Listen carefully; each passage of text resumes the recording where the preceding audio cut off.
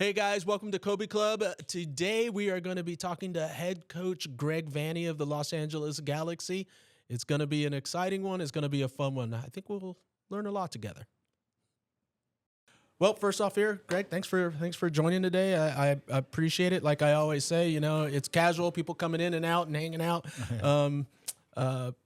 But, you know, just wanted to sit down and chat with you today. Right. First off, what happened? I was wondering if you were going to get it. I was wondering if you were going to get it. You're like, well, okay, I got it. Okay, no, but look, it wasn't the best year. No, but you had a great year before that. Not a good year this year. You have the future coming. But then I look back at other times, like at Toronto. When you came in, the team was not good, and you turned it around in Toronto like that. Mm-hmm. And I expect the same thing here, like another turnaround.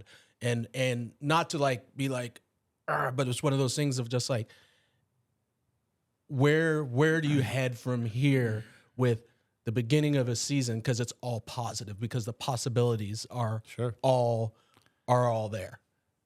Yeah, I mean, there's a lot to unpack there, but the beauty of our sport and our game is every year you reset.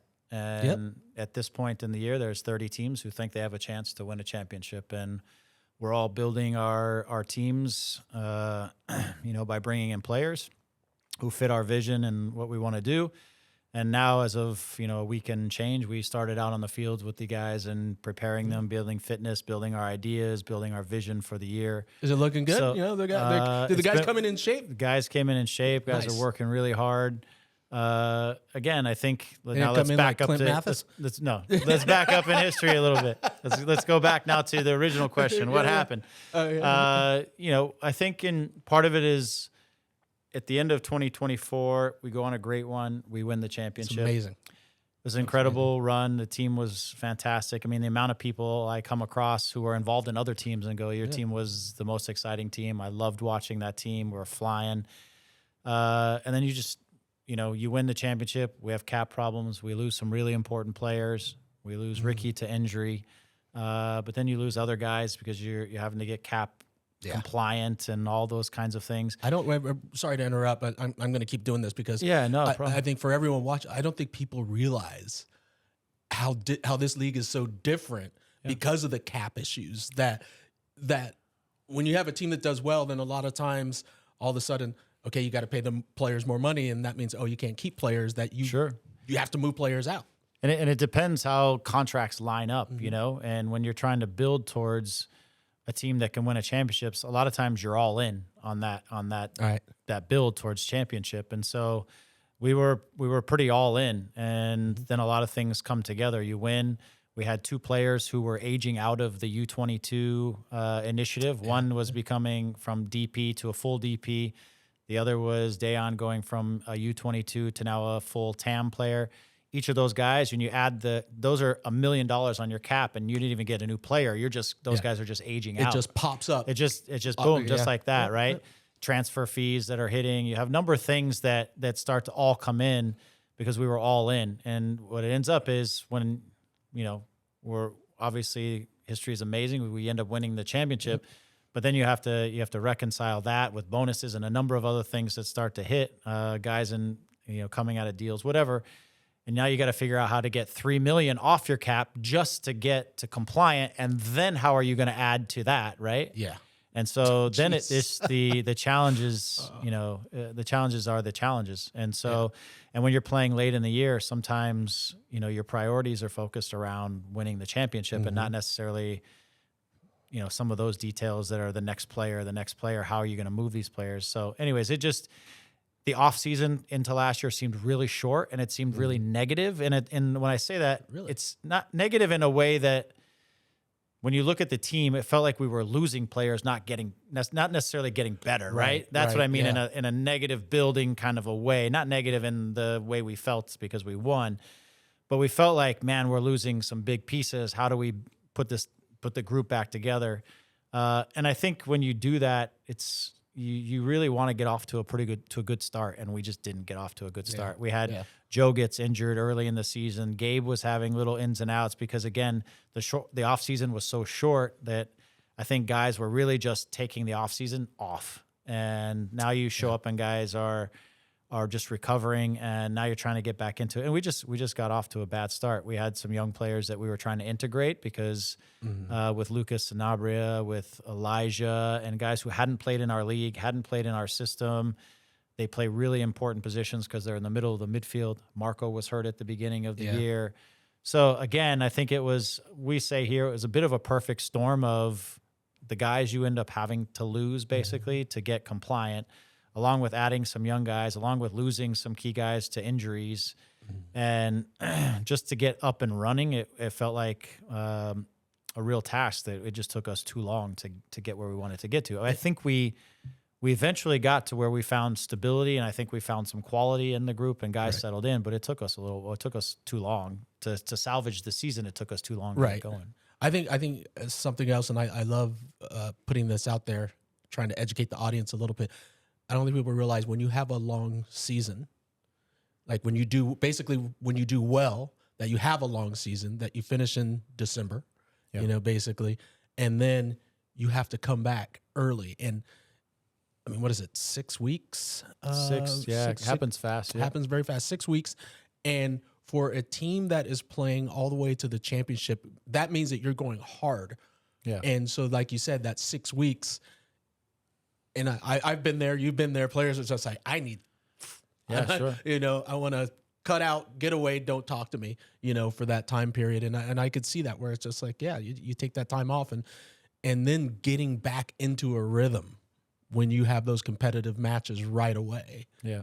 It's tough. It's tough. We've all been there. Yeah. It's a challenge. And I think again, going back to one of your original questions, we ran into some of these very same challenges in Toronto.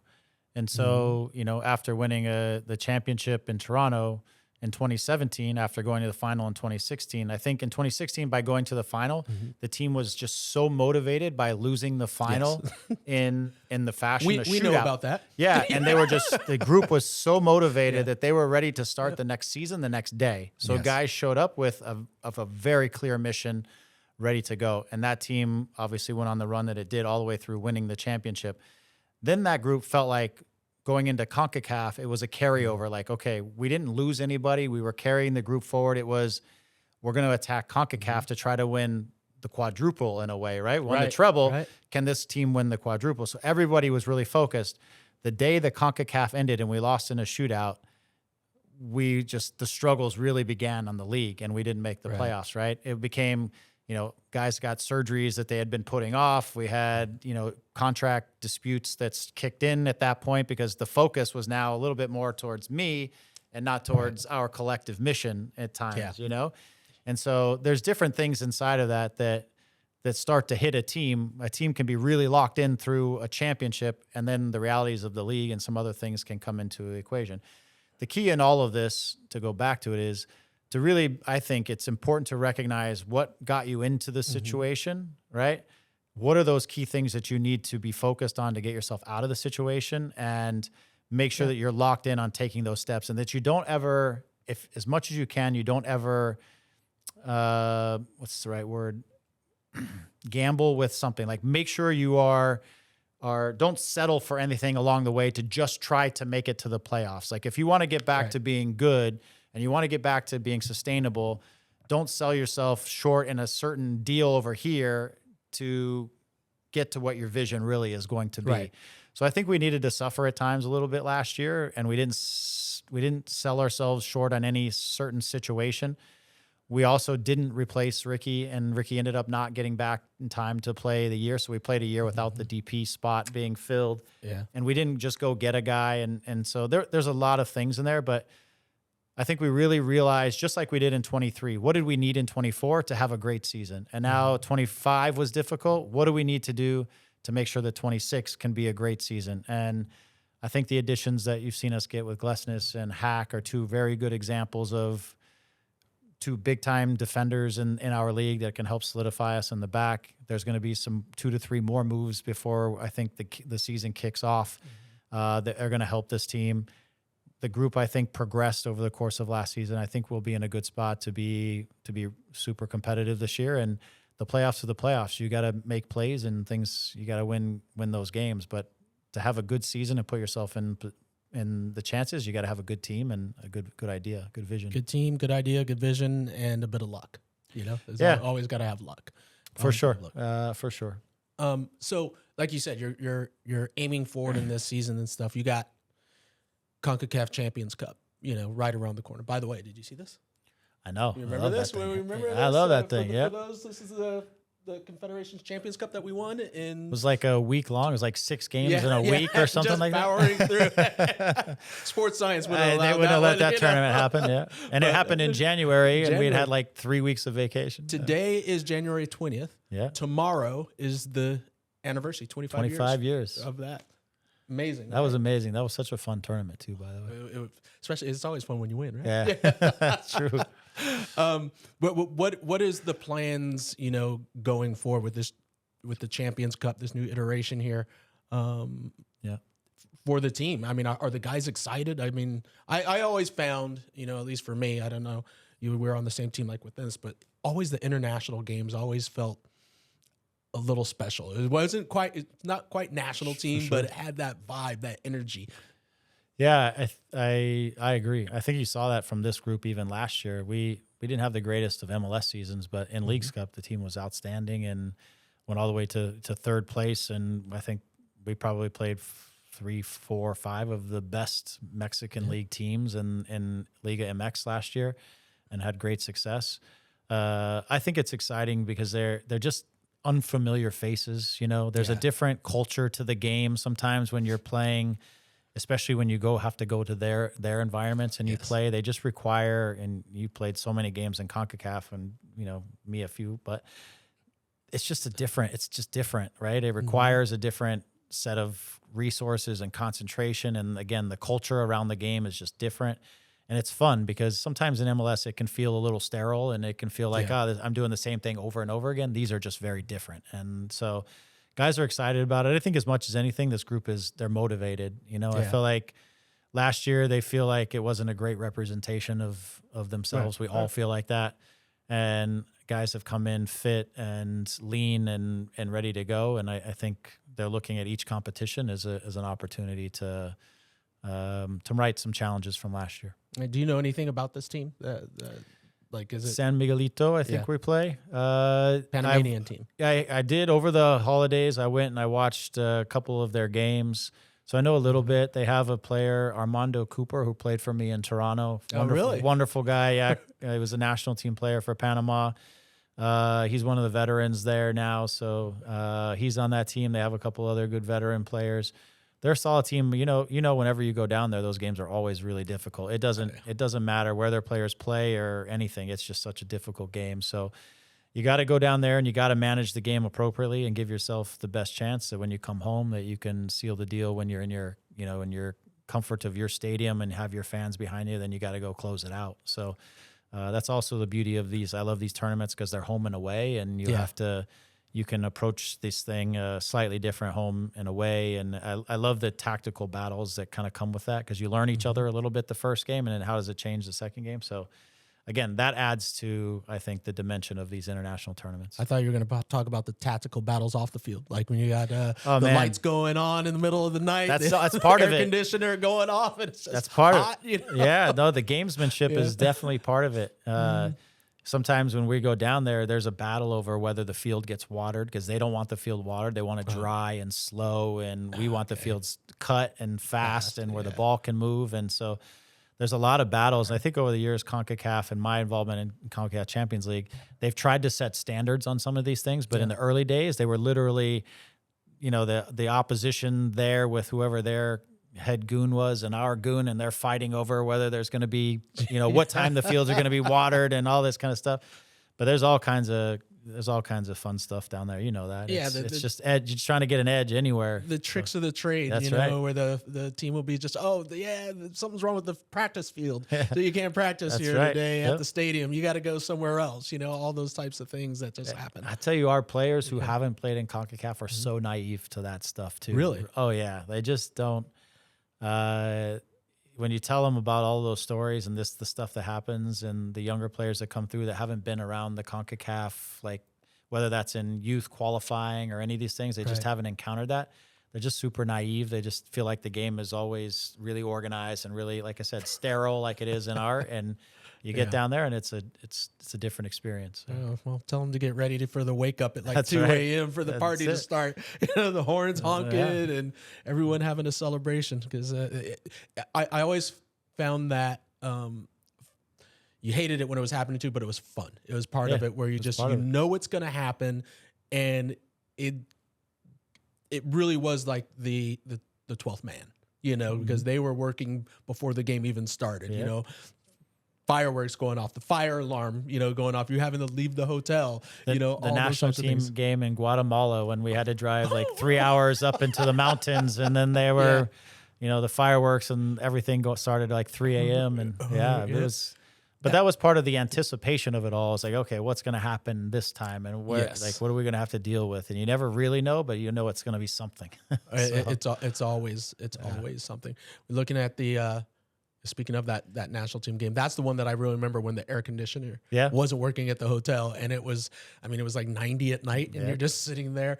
You leave the door open or the window open, and you're trying to get it, and then the mosquitoes are coming in. It's all part of the gamesmanship, everybody. It's fun. It was fun. With the national team, with your experience on the national team, how did you take it? Your time there with the national team, with the various coaches that you were under, and all of that. Yeah, for me, I don't know. I might be the least capped guy with the most amount of caps, like training camps that I've been at.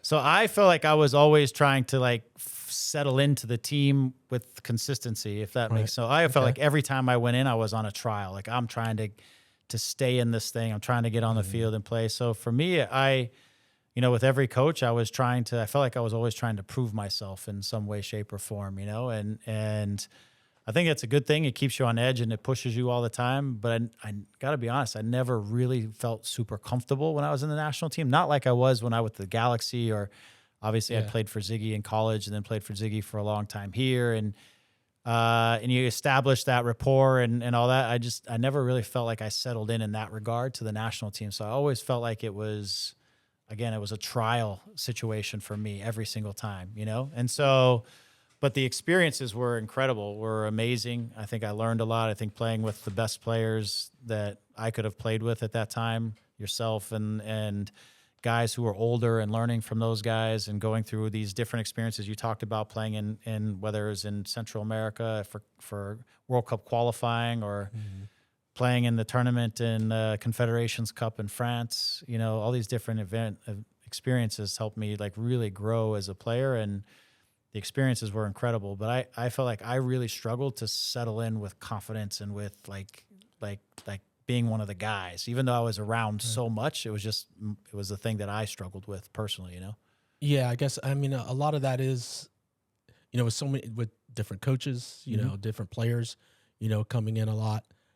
To tell you the truth, one of the things, I never felt comfortable, with that team. Cause even though I was on it a lot, I was at different stages, like in 94, I was the young guy. So it was just like, I got to do whatever I can to make the team. Sure. 98, when you're just like, okay, maybe I'm going to be more of the solid player. It's a new coach, terrible World Cup, one of those situations like, dude, this sucks. Next round, and it was the third World Cup, but it's a new coach that was on a different team that was like a rival team. So you're just like, I'm never sure. So there was that experience where I get it. You can find yourself. And I think it's the lot of every player, it's tough to always feel that you have to try to prove yourself, and there's never like a break. And that's, I did feel that quite a few times, within that national team. I think it's kind of normal because you're comfortable with your club team, and then it's like it is like you're okay. It's like a 4-year trial, if you really think about it, trying to do that. But anyways, so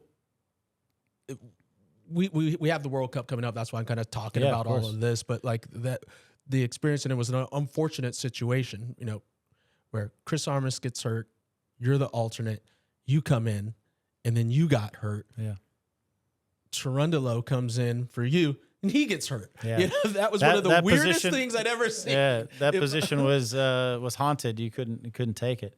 Nobody ended up taking it for the tournament. I think it just stayed empty that spot, and no, it was brutal. I mean, I can speak of my situation. There was, you know, I had left. You remember this? I had left the Gold Cup camp in January, so I had an opportunity to go play in Bastia in France, and it was in January, and we had already been running that track like mad in January. Getting fit for the Gold Cup, and I had to sit down with Bruce and say, I have an opportunity to go to Europe and play in Europe, but I'm going to have to miss the Gold Cup. And it was kind of like, well, I hope that works out for you, kind of a thing, right? Shocker, Bruce. Yeah. So he's like, we got a World Cup in 6 months. This is your opportunity to to put yourself in that mix. In my mind, I was like, well, if I'm playing in Europe, at that time, there weren't a ton of guys playing in Europe. If I'm playing in Europe and it's the first division of France, I feel like I have to be putting myself in a good position week in and week out to make the team. So I went for it. Bruce didn't call me into another camp for months. And it was like, oh, well, we're not going to, it's so difficult to get from Corsica to such and such city. You got to make 2 stops. We're not going to call you into this one. And it was just, my opportunities kept passing by. And so I'm like, I think I made a decision that took me out of the running to be in the World Cup, right? Right. So finally, he called me into a By the camp. way, that's a ballsy move. I like that. I didn't know that's how it went down. It did, and it was. I mean, you know, look, at that time, all of us in MLS, we weren't making a ton of money. Yeah. You go to Europe, you make double, triple the money you were making. It was 4 years. It's a little bit of a lifetime decision. You're playing in a league that, at that point, no American-born player had ever played in the first division of France. So you're taking a kind of a step into the unknown. I went for it. You know, it was unlike me at the time to step out of my comfort zone like that, and you know that better than anyone. So, but I felt like I needed to do it, and I had to go for it. So, just, anyways, to make a long story short, to finally get myself in the last stages of that preparation for 6 months, where I really have a chance to make this team, because also David Régie was very injured at the time. Yes. So there was also the possibility, Bruce and I had also talked about the possibility that even if Chris didn't get hurt, the possibility that I might slide into that spot, because David's knee was so bad he couldn't actually play. Right. So I felt like I was on the inside, even though maybe I wasn't on the inside. Chris unfortunately gets hurt because Chris is a close friend to all of us, which was brutal. Then that was the guarantee slide in. And the very next game, you know, against Jamaica is when I injured my knee in the Jamaica game. And, you know, 3 days later, 4 days later, the team played one more game and was off. So being so close and having gone through that 6 months and putting everything on the line to try to make that spot made it really difficult. But, there's a lot of other little details inside of that, but for another day, I guess, into how that came about. But then to see the you team can go speak about it here if you want. Well, what I would say is, you know how you have the pre-camp that is those 3 games leading up. It's the road to Korea and everything else. Well, in France, I was playing every game at Bastia, and for the first time in 20 years, we had qualified the club for the Coupe de France final. Ooh. And so the problem was that Coupe de France final was played a week later than the league, and I was going to. So I was going to miss an extra week or 2 of the preparation camp for the World Cup, and Bruce wasn't having much of that either. So I went to the club and I said, hey, can I miss the last game of the season to go get the first week of training camp for the World Cup? I'll come back to play in the Coupe de France final, and then I'll go back to the camp. And everybody agreed upon that. So I literally started and played every minute at Bastia from when I was able to that point. I left. I didn't play in the last game of the season. Right. I went back and I lost my spot. So I actually sat in the stands and watched the Coupe de France final. I wasn't in the team. I wasn't even involved. The team lost 1-0. And then I flew back only to play a game and hurt my knee and miss the World Cup. So that was the 2 weeks for me, which was brutal. That was the low of my career moments. I did not know. I did not know all that. That's incredible. That's okay, so this takes me on a whole different path. Yeah. How do you? And this is great for any like young player. How do you recover, like mentally, physically? You know that you're going to come back. Of course. Mentally recover from like that 2 week span. That because if someone can come back from that, you can come back from anything. Yeah, I mean, I suffered mentally for a while. Obviously, sitting at home and watching, the team did great. It was probably the best run that an American team has had at a World Cup, all the way into like Germany game that we could have won in the quarterfinals. And so I was super like proud of and excited for the team, but also, disappointed for myself. And the coach the coach in Bastia, it actually ended up getting fired. So that means that I was going to go back and there was going to be a new coach, which means, in Europe, when you get a new coach, anything can happen. He just wants to bring in his own guys. You don't know where you're going to stand. I'm coming back with an injury. So for me, it was just trying to to refocus, get healthy, try to get back on track, and try to go into Bastia and win my position and keep growing as a player. And then eventually hoping, you get back into the national team picture. But you just have to keep moving forward. You know very well in this game that you just got to keep moving forward as much as you can. But it has its ups and downs. And when I was in Bastia, I played with a really experienced player who came from Inter Milan. And he was like, listen, you know how the game works. 1 minute, it's like a wheel. 1 minute you're on the top, and the very next minute you can be on the bottom. And neither of them are really the true reality of things. You just got to keep working through it all the time. And and you can never let your emotions ride one way or the other. So. You were hitting the weights in Bastia, dude. You look swole in that picture. Look at that. I was big. We lived on the beach, man. I had to keep my beach body work. Look at Shai. You got the wavy hair. You sure you weren't like in Malibu? It was I was full in, It was we lived right on the beach and the island of Corsica, man. I had to play the role. Yeah, that's not bad. You're looking sharp there, dude. I like it. I like it. Sorry, chiming in. Sorry, guys. I have to hold this microphone awkwardly. Just catching a little bit of the themes and the patterns that I'm hearing here. So, Cobi, you never necessarily felt comfortable, right? You were always proving yourself in the national team. Greg, same situation. Bringing up topics that have been controversial with the national team now, this current team. Do you believe that they put themselves in the same situation you put yourself in, Greg, where you were like, okay, I'm going to go to France because that's going to put me in a better spot. So now, I'm playing overseas, but it should translate into a better situation with the national team. Is the current group, where now we have a significant amount of players in Europe, do they have the same mentality where it's like, yes, I want to play football over here for obvious reasons, but I also want to dedicate this situation to it translating into the current national team? Miria, you can go ahead on that. Yeah, I think, again, I think the players, and we have a lot more of them now than ever before, over there playing at a really high level. The game has changed a lot too. I mean, when Cobi and I were playing we weren't playing like 60 games a year, 50, 60 games a year, the way these guys are playing so many games. And the guys we're talking about, they're probably playing in Champions League, they're playing in their league, then they're traveling huge distances to go play for their national team. They don't get breaks very often. Cobi probably hardly had any breaks either. But these guys play so many games at such a high level of intensity, high level of expectation, all those kinds of things. And so I think there's a fine line between saying somebody isn't committed to something and understanding that sometimes a person also needs to think about like how they can be their best version of themselves. And there is a version of like, there is a priority. And I do think for some of these guys, the priority is the World Cup. And you can't go 2 years, 3 years of no rest, playing all the time, 60 games a year. You do have to, at some point, you have to prioritize a few things along the way. I know people hate to think that the national team is ever not a priority, but the reality is like the Gold Cup tournament is a tournament that is always had different groups. Like it's never always been the priority group. And so there's different ways to look at this. I don't think it's that the players aren't committed to the national team or that there's any of that. That's my personal opinion. I think that a lot of these circumstances are individual and each guy is going through very different situations and trying to make the best decision to manage all the things that they're having to manage at any given time. And none of us really know what that is. And to be honest, whether it's Landon or anybody, they never did that, right? Like respectfully, never did that, right? Never played in the Champions League club and played every single week and did all of those things. Yes, 100% committed to the national league. I just think it's really hard to live in these guys' shoes because they're doing something that none of us respectfully ever did.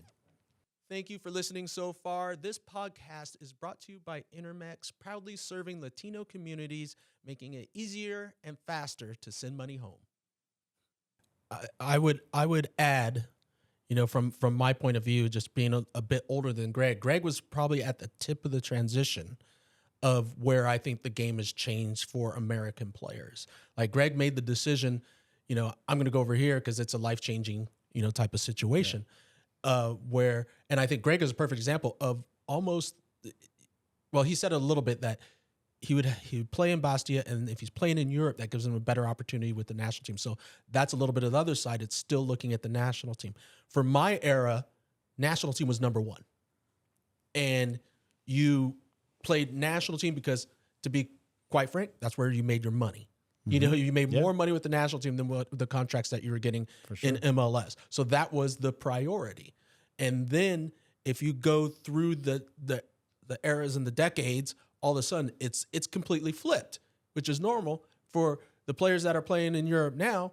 They make their money from their club team, and the national team is the extra, and that's great. So when you have to think about it, yes, you want to go into these games and you want to be a part of these games. I'm not saying that they don't want to, but when it comes to okay, if you are playing all these different matches and you have to make a decision, you're probably going to pull back a little bit on going into the national team rather than to the club that is paying you a ton of money to be there day in or day out.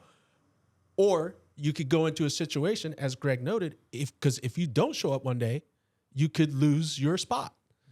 So these are it's changed. It's different. And as Greg said, these guys are doing something no one here in the U.S. has done before. They're playing at a different level than anyone, has done before. So it's tough to try to judge them on where they're at. Maybe in the next, 20 years, they'll be a better judge of what the situation is. Yeah. And these, look, the World Cup team now is more talented than any other World Cup team in the past. And if they're not, then we're not doing this right, because as a country, the game is continuing to evolve and we're trying to play catch up and we're getting a lot farther. My son is a better player than I was. That's the way it should be. And these guys are playing at a higher level and they're having different demands than all of us had prior. And as Cobi said, the business of it has changed a lot for all of us because of these same things. And so it's almost, for me, nonsense to sit and try to debate this type of thing, because, again, we've moved so far forward, and that includes the players. We've moved so far forward than where we were when the game was happening and where we were involved with the game. And I don't mean that just for American players. I mean that for players all over the world. The game has evolved in a completely different way. And so, I get the debate and it's fun to discuss, but I think our country, I think the game in our country, I think the players in our country continue to reach different levels and higher levels. And I do think we're getting closer and closer to being at that threshold where we can compete to win a World Cup. Because it's now getting down to margins, and any game can go one way or the other in the margins. And so I think we're getting to a point now where our World Cup team, we're deep in every position for the most part.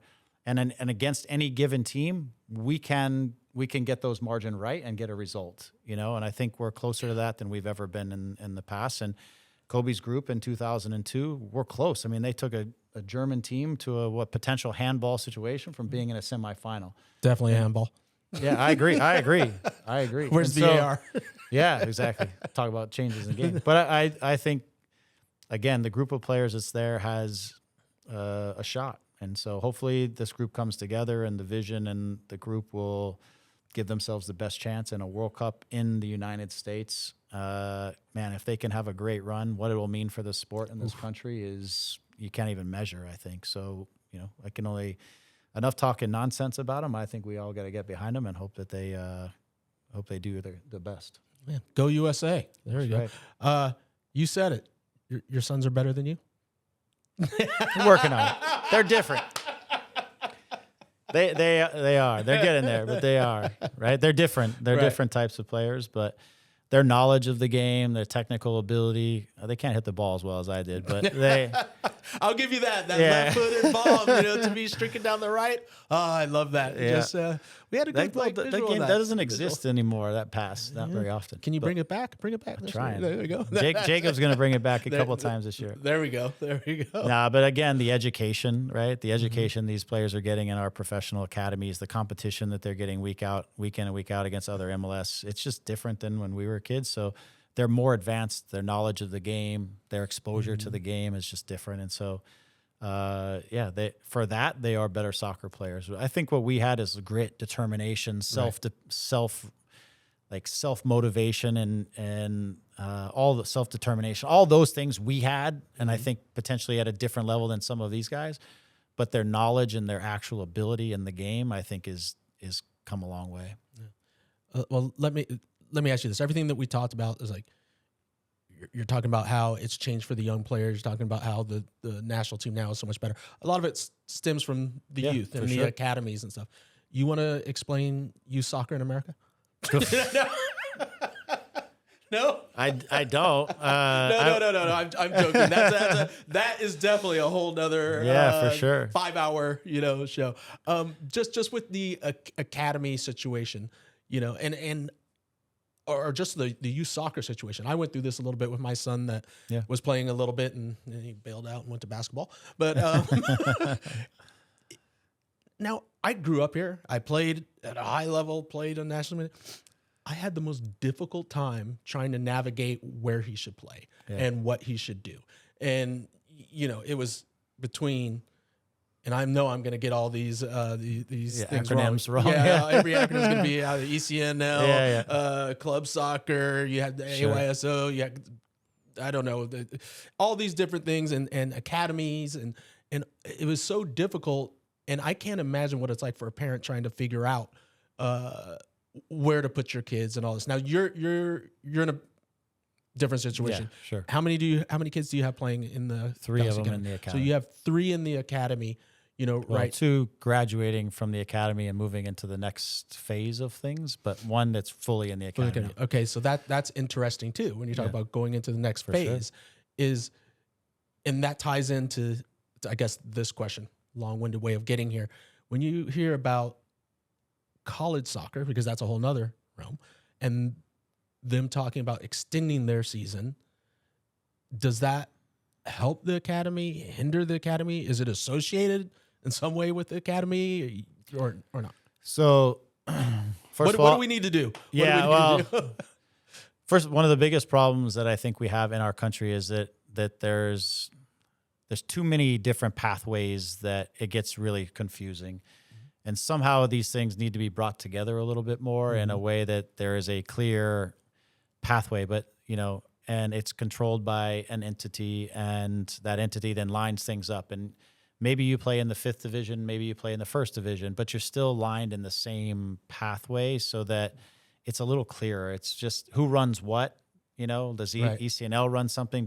What does MLS Academy, what do they run in terms of academies? And there's US club soccer, and there's all these things. Yeah. And so depending on which one you end up in, I can't even tell you what level you're at anymore. And maybe it doesn't matter, but so it's just super confusing. And what I always say with any parent or anyone I talk to is just find the best environment day to day you can for your son or daughter, somewhere where your coach is giving them a great challenge, motivating them, where the players around them are at a good level, where they're competing and they're learning, and the environment is that, and they'll get better. I don't know how when you're in, I used to know all these things, but it's even changed since I was involved in that. So, but as it comes to that, I think the academies and the MLS academies are doing a good job of trying to identify and line some things up and put the best competition structure in place. Because I do think one of the things that we have a hard time with in our country relative to those academy players around the world is because our country is so big and we're so spread out. I use the term the price per high quality game is just so expensive in the United States. How much it costs to play a high quality game is the amount of travel, hotels, planes, whatever, and hours, things like that. And, for us, for the LA Galaxy, the best competition is going to be playing LAFC close by, easy, no problem. But you can't play them 25 times a year, right? So then it's like, then you got to play San Jose's, and you've got to play the other MLS academies where you have, and there are some non-MLS academies are good, but all of that means travel. How far away are each of these? So for example, we get 3 teams in a plane, and we fly up to Seattle to play 1 game, and then we fly back. That's thousands and thousands of dollars to play 1 game of soccer, right? You do that to there, then you do that to Portland, and you do that to RSL, then you do that to Chicago, to Colorado. It's just so expensive to play those 1 game, right? Right. So let's just flash. Let's say you're in London where there's, 10, 12 12 good clubs. You just get in a bus, and every week you're going and you're playing this high quality game. It doesn't cost you a ton of money, but if they're spending the same amount of money on their academies, where's the money going? Into their resources around each single each player. So it's the coaching, it's the sports science, it's all those things that create this incredible environment for these guys. Because the competition is right down the street. We spend so much money in competition that we actually have sometimes a little bit less resources in those day-to-day things. Does that make sense? Yeah, definitely. But how do you change that? Because distances aren't going to change. Yeah, it's the thing that I think everybody at that level, MLS, around MLS, people, owners, everybody is in this discussion is how do we make this the best, most efficient financial model so that we can keep producing players who can play at the MLS level. Can we sell out of our academies to generate funds to pay for the academies? Because ultimately your academies and the players you're developing should be a revenue source to your clubs, right? If you're doing it right, that's how it works. So I think that's the continuing battle. Now, the second part of that is we are doing a better job of developing players. The competition is better. And we are putting more players with high quality, with higher capability, let's say that are turning 17, 18, 19 years old. The question is, now what's the next step? Because you have MLS Next Pro, you have the non-connected USL structure, you have colleges, you have all of these different pathways still at the end that you're trying to navigate through to become a professional player, right? And so to your question, well, let me go back. When you graduate U18 MLS, the next thing that's usually in your path is MLS Next Pro. Okay. The gap between MLS Next Pro and those top MLS teams it's big. Right. It's a big gap. Not a lot of players make a consistent and successful jump from MLS Next Pro all the way up to their MLS team, and they need to be playing. Does that make sense? Like kids at that age, they need to be playing minutes at the highest level they can. So we've got to figure out how do we get more players that can cross that line from MLS Next Pro to MLS level. Right. And that's the gap that we've got to figure out how to close, because once we do that, then we'll be able to sell players, young players out of MLS. Does that make sense? And so now how does the college system come around? For me, college has been difficult because it's a 3-month season. So if you want to be a pro, you're going to go play 15 to 20 games in 3 months, and then you're going to play 5 games or 5 dates for the next 6 months. That's a difficult one when everyone else that you're competing with to be a pro is playing 35 games year round in a very clear week in and week out schedule. It's hard to compare those two development environments. So if college decides to go to the to the fall and spring season where they divide out 24 to 28 games over a full year, I think it becomes more viable for all of us at the professional level that college can be a place that gives you that consistency of training and competition that you need to help keep you moving forward into the professional environment. Yeah. Which, I mean, not speaking for the NCAA, but seems doable because there's other sports that go 6-7 months. It is interesting that soccer falls into that 3-month only. Type of all of this stuff that we're seeing happening in the NCAA, where the word amateurism is now no longer really a part of the NCAA. I think the NCAA has been willing to maybe go hands off and even running the soccer league, and maybe letting U.S. Soccer potentially just run the league for the universities, and then the universities would sign on or into this potential league. Like, I don't know all the details of it, but it's interesting, and it will move if they do complete all of this. It will move, I think, the university soccer, because the resources are incredible in the universities. You know that, right? Yes. The facilities and all the things are there for it to be a top league and a supported top league. Then you got to get high quality coaching and then get good players and build that vision. So I think all of it is there for it to be a good, viable developmental league for that age group. I think they get the competition structure right, and it becomes really, really interesting as to how that's going to fit into this, again, into the pathway for players. Man, there's a lot on the table.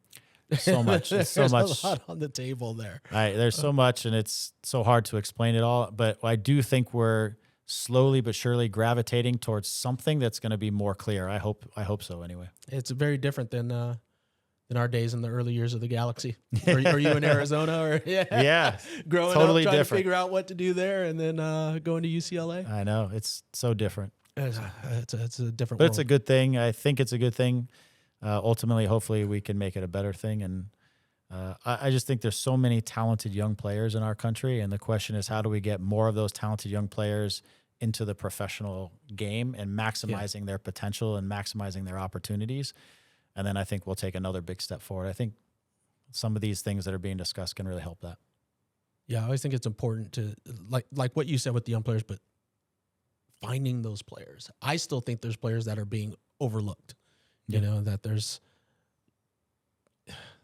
I hate saying it, but when I did hear when someone make this statement that, well, they'll come to us, I don't think that works. I think you have to have people going out there and looking. We just talked about how complicated all of it is. Yeah. How do they, exactly. just finding us is also really complicated. So I think, again, I think the more we can make things clear, I do think at the youth level now, there are a lot of scouts out there that are watching in every particular environment. I still think we miss people. I still think in our country, sometimes we prioritize the wrong things when we look at players and we see.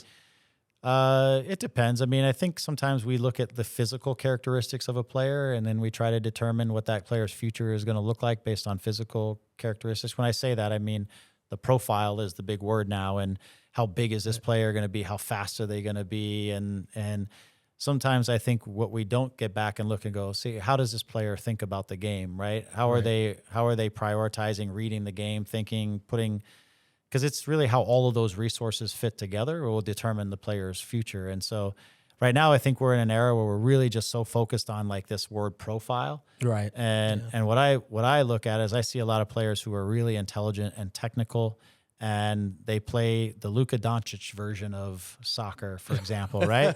Play at their own pace, but the game is just all makes sense in their head, and they understand time and they understand space, and they have the technique to make the game look easy and slow, and they're not all hectic and running fast. And sometimes we overlook those players because maybe they're a little smaller when they're young, and so then we go to, they're too small. But just wait, because they're going to grow up at some point, and then all of those cognitive resources and technical resources are going to fit into a player whose physical qualities are going to come along at the end, and you're going to have a far better player at the end of that rainbow than you are at the end of the other rainbow. So I still think we're working through how to prioritize the right things. And it's different from position to position. We know this too, right? So, but I think we're still working through some of those details as a country too sometimes. Like I said, a lot to process. Don't get me started. This is a bad podcast for me. I would just be talking forever. Well, I know too. I know that's, when you're talking about academies and young players, that's like kind of like your side passion. Like that, just the youth game and how it's growing here, in the U.S. And like I can remember. I remember when we were traveling, when we were on planes, how you were putting together, you always had your sketch sheet down and you were putting together, practice schedules and plans and details oriented even way back then, on all of that stuff. You were one of a few people, Rob and Dan were like, maybe you should concentrate on your playing career. Yeah. Concentrate on the playing. Not your coaching career. You got a long ways to go here. Oh man, I remember doing your clinics in Arizona in 110-degree heat. Did you guys ever find my parents' car? What are you talking about? That was Hartman. You want to tell that? Inside joke. You can tell that. You can tell that. What happened there? I wasn't there. Anyways, I invited some of these guys out. I don't want to name all the names, but. These camps were just kind of a grind, mainly for me because I was running them, and I bring these guys out for appearances. And so I was like, here's the keys to my parents' car. They were going out the night. I actually was going to do a speaking engagement to a group of graduating seniors that were at on a soccer team that was local. So I lost contact with these guys, and I was not feeling well either. The next morning, I show up to the camp. These guys come rolling in some other car. And I was like, hey, where's my parents' car? And they're like, we don't know. It was like Hangover before Hangover was Hangover. And they had to do a backtrack of the places that they were at until they found the car and were able to deliver it back home. That was all Hartman. It was amazing. Just some of those stories from like back in the day. Yeah. That was a good one. We'll leave out all the stuff that happened. Yeah, of course. That'll be part 2. Oh man, I lost my train of thought off of that one. Well, it's a good segue, just because out of curiosity. So here, Greg, if you can explain, this is you in youth soccer, but did you travel back to the 70s to play no, that's just Cruyff, or what's going on here? Yeah, he's fantastic. So that was the 1990, I want to say 1991. We played that team twice in the state finals in high school in Arizona. And his job was to follow me around the field and man mark me everywhere. He had fantastic hair. Good kid. I knew him obviously growing up, but that was it. His job was man mark me, and this picture, I don't know, it lives in infamy somehow. But we ended up winning 3 state championships in a row. That's what I remember about all of it. Nice. What position were you playing back I was then? a forward. Look at that. There he is. Told you I was a goal scorer. The goal scorer. There he is. I love it. For those early years, like once you get through from there to UCLA, the experience there and everything, but coming into the Galaxy, that what was that like for you, especially like around? You got any good stories like with Campos and all that? Oh man, what was that like coming into the professional atmosphere? Was it what you expected? Yeah, I think. Look, you know me again. I'm pretty introverted, pretty quiet in general, and so I think I just entered the environment. I felt really fortunate. Again, in a generation, you were grinding for a little while to get to MLS when the league started in our country that was viable outdoor. You had journeyed and been to Coventry, right, and been down to Brazil and other places, and the national team, like you said. But for me, I was fortunate because my dream was always to be a professional player, but no league really existed, and so it was very unclear how any of us were going to make a living, right? And then in 1996, this league starts, which just coincides with the end of my college career in 1995, right into this. So I just remember showing up, and it was like, work hard, prove your value, shut your mouth, listen to the guys who've been around and been grinding. You try to win those guys over as early as you can so that they trust you and that they believe in your game, and just try to connect with those guys. I wasn't so much bothered with connecting with the young guys or trying to be a young guy in that guard. I was too busy trying to fit in with the guys who had the know-how. And is that why you're always with Dan and Robin? That's part of it. Part of it, my fellow defenders. And I was pretty new to being a defender. As you see, I was a goal scorer. And so I'd only been a defender played left back for my senior year at UCLA. But before that, I was a midfielder and more of an attacking player. And so I was also just trying to kind of learn and trying to. It's getting more and more impressive every I hear your story. Yeah, good. I think sometimes you have to evolve, right, as a player to survive. And I think that was part of my career, was just be a good soccer player, learn the game as you go, and evolve to what makes what work. It also happened in a time and an era when I don't want to date ourselves too much, but there was a time when the goalkeepers used to be able to pick up the ball with their hands. Yes. Right? And when you could pass back to them, and they'd pick up with their hands, and then they would redistribute. And so defenders just needed to be defenders because they never really had to worry about, too much of playing. Things evolved, and now all of a sudden you needed defenders who could play and could pass and could start attacks. And kind of my senior year at UCLA, I wasn't saying that I was there that early because that had already transformed, but the idea of attacking fullbacks started to become a thing. And so and fullbacks who could build in the attack and could start things. And so Ziggy just came to me and said, hey, I know you've been a midfielder, but I really think, and I look at the national team and I project into the future, I think as a left back, you would have a big chance. And so that was his sell to me because I was not interested in it. You know, I thought I was an attacker. Ziggy always had these visions Yeah, of the of future, course. right? Of course. But at that time, for me, I was a kid like, well, Ziggy had been an assistant with the national team. Like, he's been there. I got to listen to what he has to say. Yeah. So I embraced it, and I learned how to play, you know, left back my senior year of college, and then I get drafted. And so for me, back to the story, was just trying to put myself in these constant places where I could learn and listen and you know, try to gain knowledge that I could use to help my transition into what was next, you know? And I feel like I think it was one of the smartest things I did is you build trust with the guys that you need to build trust with. And when they can trust you, the coach probably recognizes that. And then you obviously have to earn his trust, but then you get yourself on the field, you know, be reliable. I say it to my kids, be reliable before you're great. You know, you've got to be reliable. Somebody's got to trust you to put you on the field. When they trust you, they'll put you on the field, and then you can go become great in that process. But you got to be reliable first. And so that was reliable. that was my first mission, was just be a guy that could be trusted, and then from there we'll build forward and see what we can accomplish. What did you learn from Campos?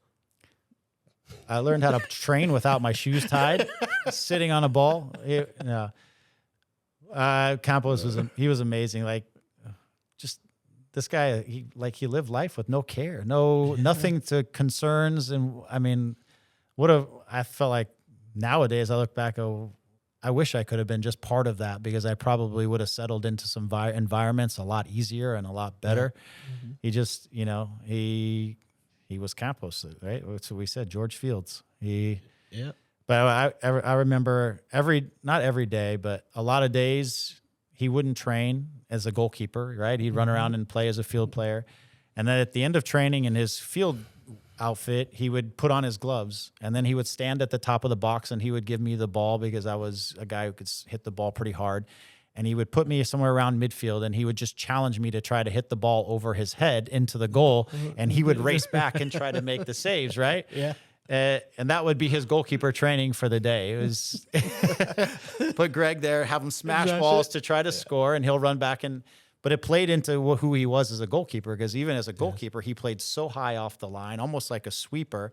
And so it was also his way of training, like his height, and how, not his height in terms of his covering the back line and how much ground he could cover. And so, but these little things like that with him are memories that I have. And I think I earned his trust, because he would get balls and he would save it and he would start running out, and then he would just throw me these grenades out on the side. You remember that? You're like, here, take this, and he would just lob it out there somewhere and see.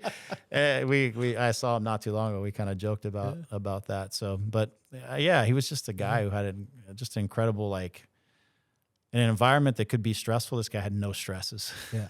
It was amazing. Unless he put on you, sending you those grenades. Now, was that more stressful, or was it when he said, no, I'm not going to throw it to you, I'm going to roll it to myself, I'm going to go dribble all the way in the field?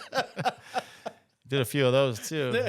Yeah, he was unpredictable. If he was anything, he was unpredictable in certain ways, for sure. And would you allow that today with the team? You know, let your goalkeeper just cruise up? No. Lothar in the back of the head. It would be very uncomfortable. But I will say, I saw him out in the fields, and his son was a goalkeeper. Yes. Mm-hmm. Yeah. And so his son was actually playing against our guys at the academy, and I went out and watched him. And we were talking about goalkeeping, and these are things that I had noticed about him too. The way he thought about the game was just so different. You know, as a smaller goalkeeper who maybe doesn't cover as much of the goal physically as in terms of just field presence, his reading of situations and his understanding of the game and his ability to read what the player on the ball could and couldn't do and use that context to position himself to make saves and all this. We were talking through some of this stuff the other day. It was, man, I wish our goalkeepers, were thinking about the game like this, and it would help them. But he had to do it to survive because he was a smaller goalkeeper. And so he developed this art, that was just, I don't know, in some ways just so smart. And I wish that all goalkeepers, regardless of size, had this kind of the way of thinking that he had. That I would take in my goalkeepers. Some of the flamboyance and throwing the ball and dribbling and doing that, we don't need that so much. But he he did have an incredible thought process and ability to kind of understand the game and the situation that was unique, I think. And right, remember also we used to have those incredible shootouts, and he would come sprinting out, and even in the run of play, a guy might get on a break, he would come running out, and he would slide down early to make the defender think make the attacker think that he had a shot, and then he would pop up again, right? And the guy would chip it right into his chest. Yeah. Like he had these things that were just unique, different. Yeah, the little tricks of Campos, you know, from back in the day. I mean, outside of the jersey, he definitely made a name for himself, where you had to be impressed with everything he did on and off the field. You think about how many guys, like nowadays with social media and stuff, the way this guy had a brand. You know what I mean? Yeah. What he would be nowadays. Like then he had a brand before a brand was even a brand or a thing, and he was a thing, and so it was just different in that time. He was different and unique because of all of that. There is so much that's different now when you're talking about the phone and making a brand and all of that stuff. And he was you got beyond. there too. You got there too, but he was there. What I could have done. But I gotta say, even though we talk about it would be great, I don't think I could live how these, and this is we're talking about. It's a different time. Yeah, the pressures that these kids have, where they have their phone all the time, so they're always available, always have stimulation. It's always just going, and be it soccer, family, friends, trying to always. There's no downtime. And just you're always being seen and watched, and someone's in your ear, or on the phone, or being in contact with you. I would have gone insane, to tell you the truth. That's too much. That's too much for me. Like you said, you're more of the calm person. Yeah. I like to do stuff, but I also like to pull back and just sure. Read. Don't talk to me. You were a reader, alone. So yeah. But today, the phones have really changed. I can't even imagine those kids. Something else, as we're getting close to tidying up here, as we got low battery over there on the screen. Talking about the game now and MLS and where it's out and what they're heading to do. What's your opinion on the schedule change? That they're talking about doing. Does that help or hinder? Is it a good thing, bad thing? Does it help or hinder the Galaxy? Because I know a lot of people are talking about it's not just a schedule change, because then you have to talk about the weather, and the situation. Who gains from that? Where are the disadvantages? All these different things. I think it helps. I think that helps the league as a whole. And I know look, I was in Toronto before I was here, and I can tell you for them, it's going to be challenging to figure out through the winter schedules and training and how they're going to go through all of that. I think there's going to be challenges. We don't have those types of challenges in Southern California. So I think it's hard to have a schedule that can be hindered by weather in Southern California. Right. So we're going to be good. Sunny. Yeah, I mean, we'll have the one-off game, maybe, or a couple where we have to go and the climate's cold. We occasionally get that anyways. Where I think the value is, and I don't know, people probably debate it and talk about it, but I've been around it a long time and been on the inside of it, is in the switches of the windows. I think in MLS right now, because of our primary window is in the winter, we have to overpay to get players. A lot of players aren't available who would otherwise maybe be available in the summer. Even when we want to be a selling league, when people are really wanting to buy, it's in the middle of our season. Do you want to sell your players in the middle of the season? And so I think it just changes a lot from a recruitment and how we can build our teams. The resources that we'll be able to use to build our teams, I think, will continue to evolve, but we'll get better. Our ability to participate in each of these markets more appropriately will be way better. And I think that's going to translate to more quality on the field, more good players, better deals, more player sales. I think we're just going to become a much bigger player in the broader market than we have been in these, for these first 30 years or so. And so I think that's going to pay huge dividends in the league, big picture. I think they'll figure out how the calendar should work and how games should be played and all that kind of stuff. I think they'll get that figured out. I think there's ways to come up with solutions, but I think what it will mean for our league on the other side is just outweighs that in the big picture, I think. Okay. And maybe we can get on a FIFA calendar schedule that we're not playing during, FIFA windows, and we can make sure that, our top players are available for all of the games and not missing for some games, things like that. Wasn't that the big reason to make the change, to make sure that That's we're one on of the FIFA big calendar? parts. Yeah, I think that's a big part of it. I think they'll be able to accomplish that. I think for a lot of people, it's also the vision of lining up these windows appropriately. Right. Like, we're overspending for the same player. We're spending more money than we should because the timing is poor for us. And so that starts to add up over years. But it probably is to line up to the FIFA calendar as well. Yeah, because I remember with the FIFA calendar, you're always having that one FIFA window that's like right before playoffs, so your star player is leaving, for a week or 10 days or whatever. And that just kind of throws you out of the rhythm. It doesn't help.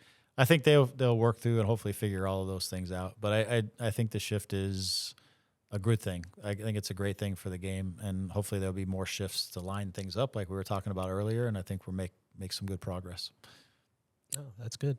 That's good. And I have to ask, and we're going back to on this. Sure. with Riqui being injured last year and he was out for a year, and now he re-injures the same knee. I mean, tragic situation, especially for him. It's emotional, without a doubt, for him, for the club, the organization, for everyone. But how do you as a coach and the organization deal with the emotional part of it, knowing that you have to be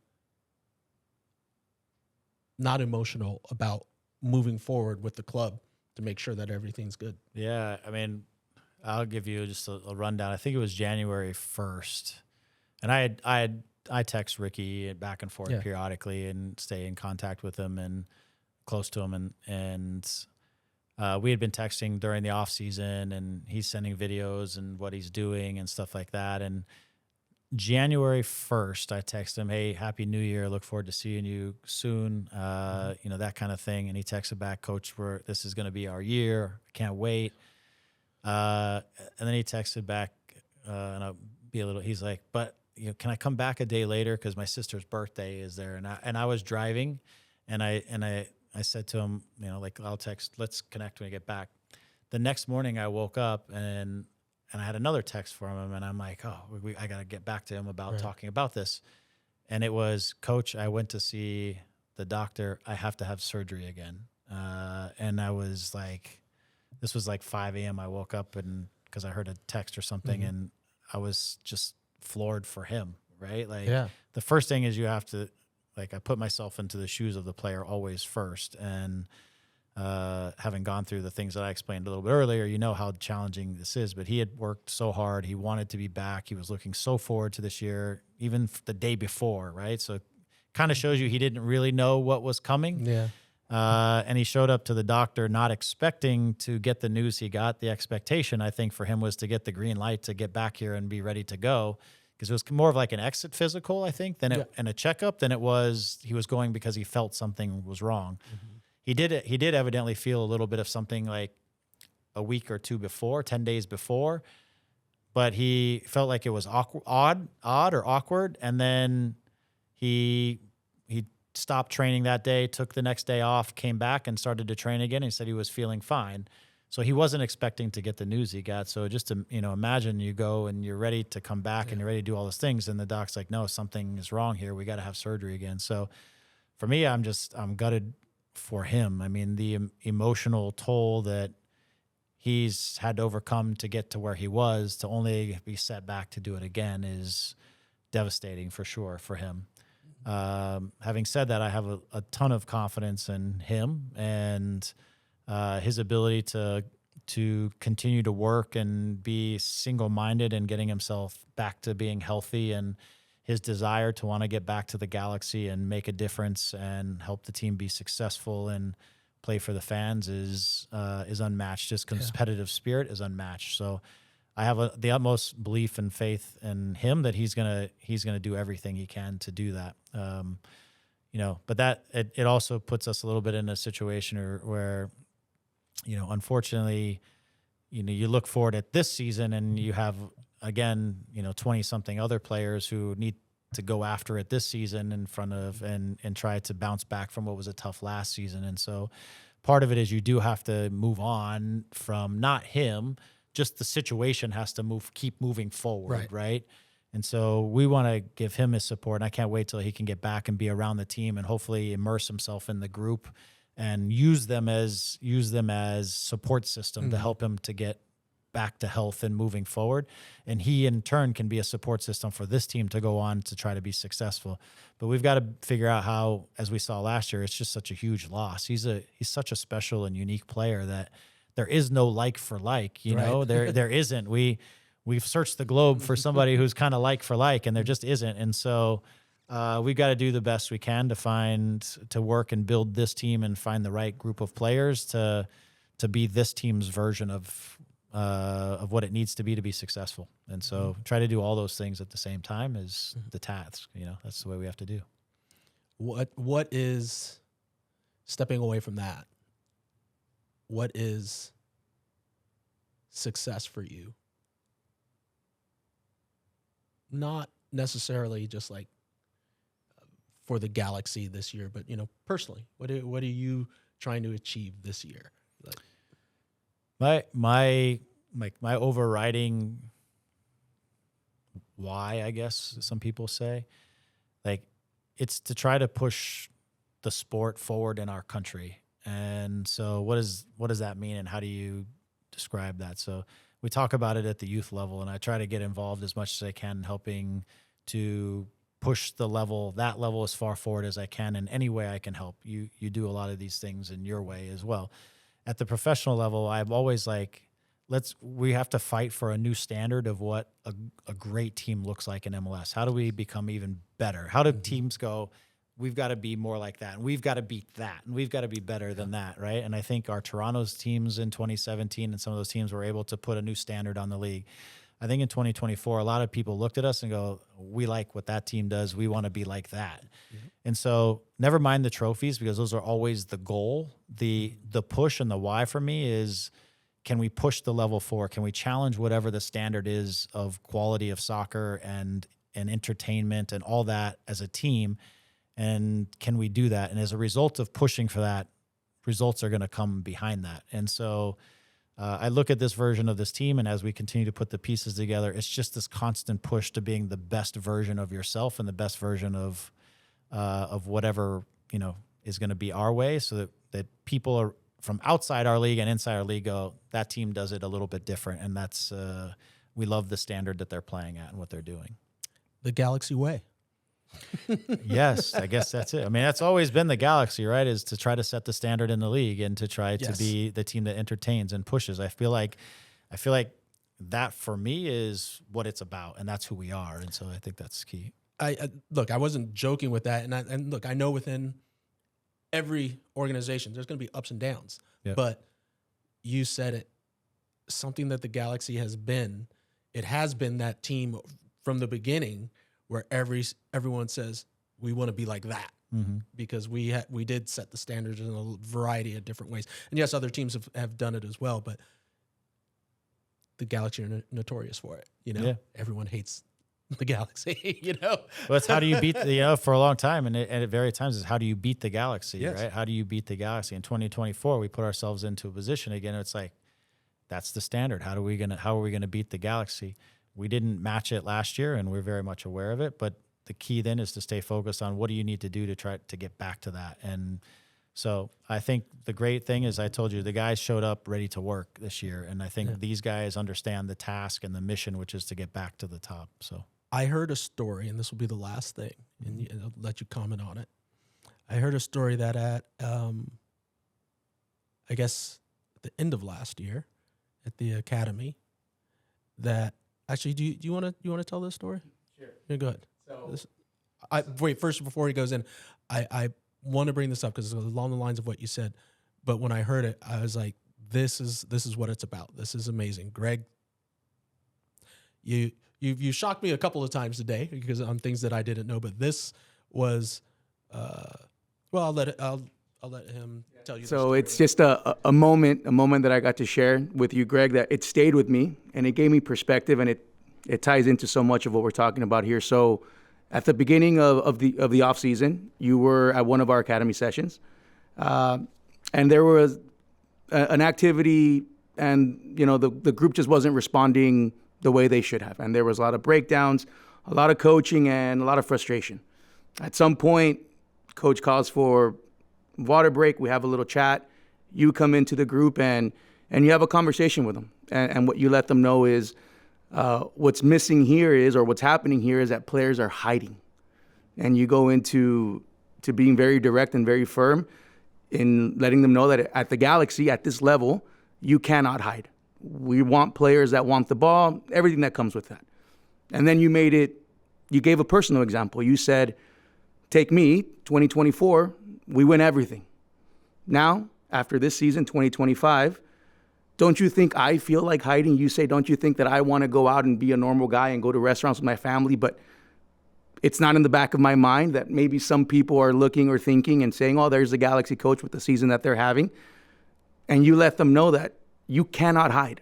And we don't want players or individuals that hide. And this isn't the place for it. And I just thought about it, and I was like, wow, that the perspective there and the standard as a player and as a human, and it's just a very interesting moment that I got to share with you. And I don't know if you'd like to elaborate a little bit on that. Before you do, I think it's fantastic.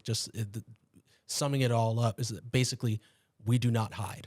Yeah. You don't hide from the situation. You handle it. I thought that was brilliant, personally.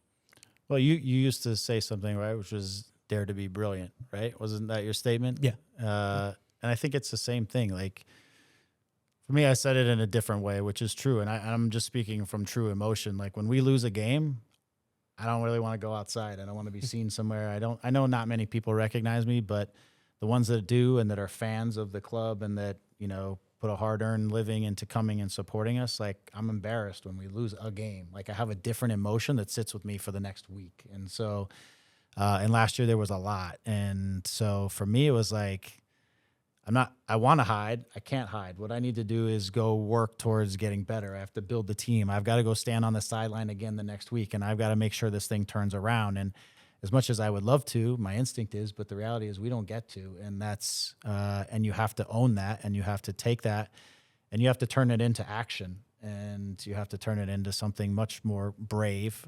If you want to be great, you got to go stand up in the face of it, and you've got to find solution, and you got to fight for it. And so I think that's what you have to do if you want to make it in this game, and if you want to play at a high level.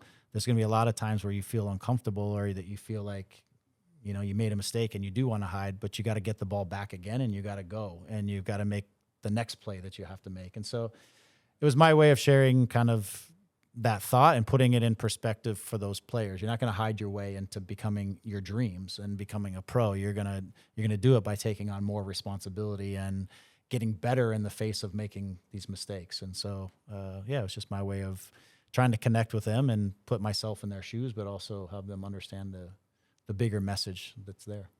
So, love that. Yeah, I love it. Thanks for your time. Appreciate it. Of course. Appreciate always. it. Always that was awesome. Thanks. Yeah. Thank you. Hey, thanks, man.